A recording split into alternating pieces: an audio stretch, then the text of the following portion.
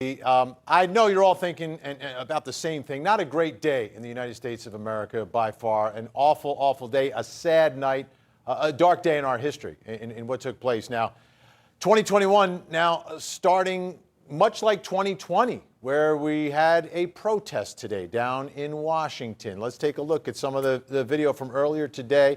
You had a protest, and we've had protests, throughout 2020. And many of the protests are fine. But today, like some other protests during last year, things were not fine. Things degraded from a protest into a riot as protesters ended up inside of our Capitol building. Unbelievable. Breaching the Capitol. This is unprecedented. This is shocking. This is everything that everyone is saying. And it's, again, a sad, sad night tonight. I want to bring in Court TV legal correspondent Julie Janae. I want to bring you up to date for those of you watching here tonight. We're going to get to everything with the day bells that happened today, but we've got to start here. Julia, what's the latest? Vinny, the latest that we're hearing now is that Congress is secure, that officials have been able to protect and confirm that people can re-enter and continue business in the Capitol building after that pillage on the building today. The tragic news out of this is that CNN and MSNBC and ABC News are all reporting that a woman who was confirmed as shot inside of the Capitol building has died. So the latest that we're hearing from the mayor tonight is that there was a curfew instated at 6 o'clock and now 8 o'clock, 2 hours later. There are still people who are out that we are seeing on feeds from there on the ground, but that is the latest that we are hearing from Washington, D.C. at this time. And we know that the electoral vote that was happening, that was halted during the day, is expected to resume any minute. So they'll be back to business. How about earlier today? Give us kind of like, bring us up to speed. Some folks may have been at work, may have been, distracted. Let's get them up to speed.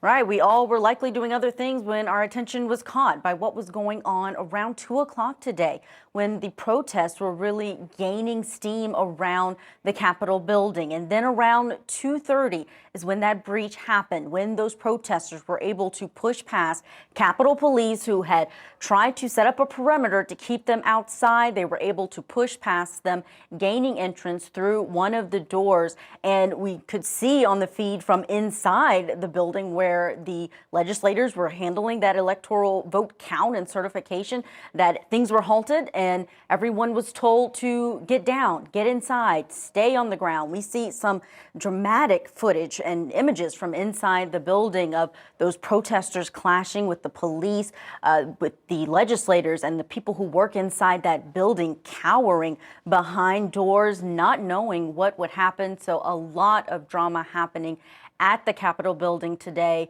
The good news again tonight is that the officials have swept that building thoroughly. The FBI was called in, the National Guard also on scene, and they have confirmed that it is secure.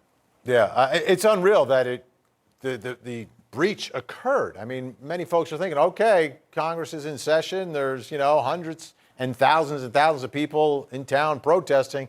We have security in place. Didn't seem like it was in place. So what are officials saying about all of this tonight?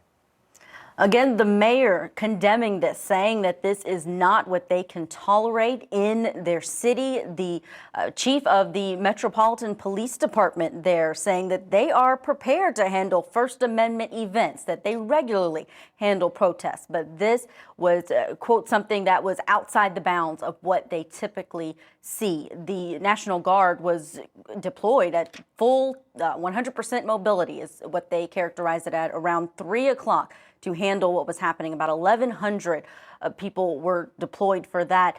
And what was going on inside was something very important. This was the certification of the votes by the electorate to determine the president of the United States. The vice president was present there when all of this was happening, and the evacuation had to halt that process. So you could see that.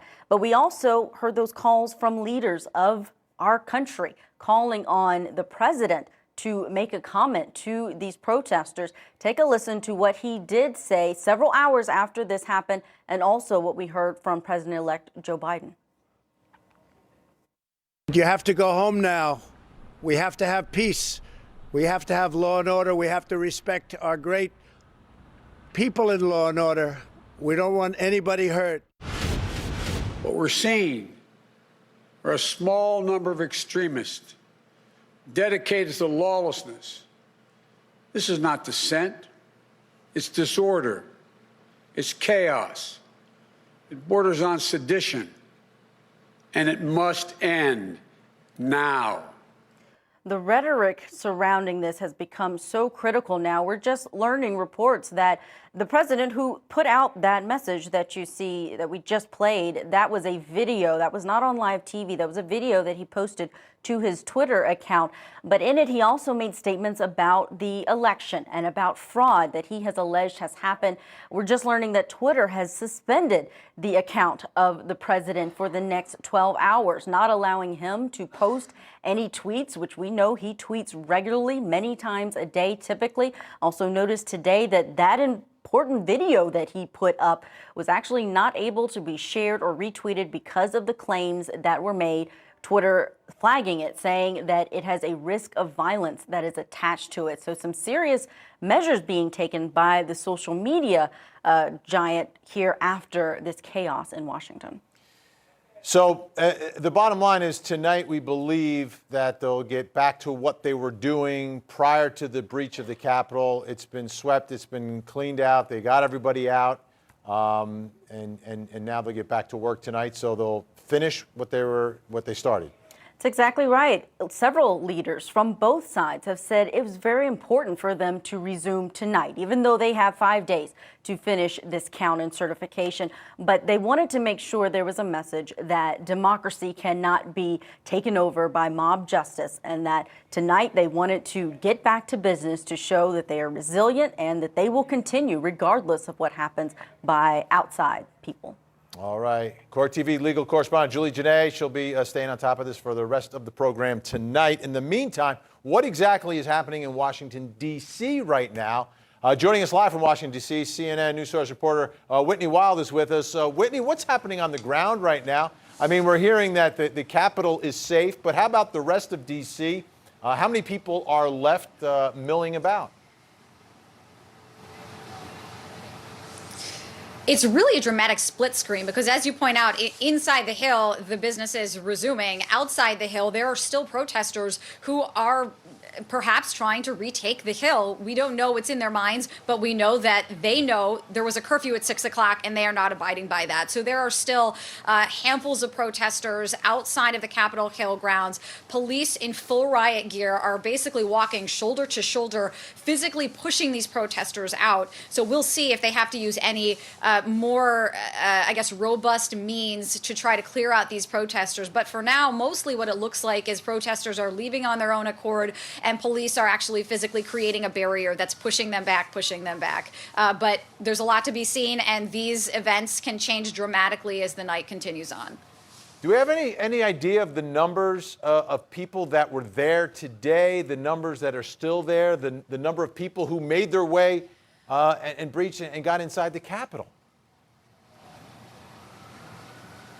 You know, I don't have those numbers off the top of my head, but we can try to get those numbers for you and put them out. But it looked like, just from the pictures alone, and I'm sure it's the same pictures you saw, I mean, it was easily thousands of people throughout Washington. It's unclear how many people were actually at the Capitol, because from some vantage points, it looked like maybe it was just a few hundred, and then other shots looked like it was, at least 1,000. So it's really hard to say, and I don't want to give you any hard numbers if I just don't have them. Absolutely. And the other question, arrests.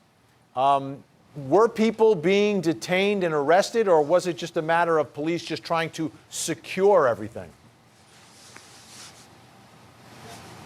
So there were at least 20 people were detained by Capitol Police, and additionally 13 people were arrested by the Metropolitan Police Department. But those are figures that came out much earlier in the evening, so we expect that number will change. Here's what I think was important about what the Metropolitan Police Department put out along with those arrest numbers.